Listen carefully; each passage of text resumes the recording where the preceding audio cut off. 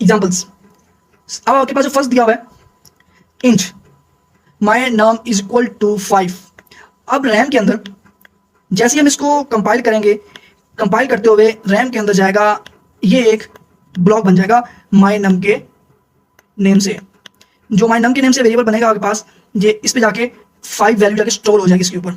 ये एक integer value है, इंटीजर वैल्यू के अंदर आपके पास इंटीजर ही जाएगा, सेव होगा। आगे नेक्स्ट फ्लोट टाइप वेरिएबल है, तो फ्लोट ये आपके पास वेरिएबल नेम है जो माई नम लिखा हुआ है, और नेक्स्ट ये आपके पास माई फ्लोट नम लिखा हुआ है, ये वेरिएबल नेम है। ये कैपिटल हो सकता है, कैपिटल एक्स में लिख सकते हो, आगे इसके रूल्स में लिखने का स्टडी करते हैं।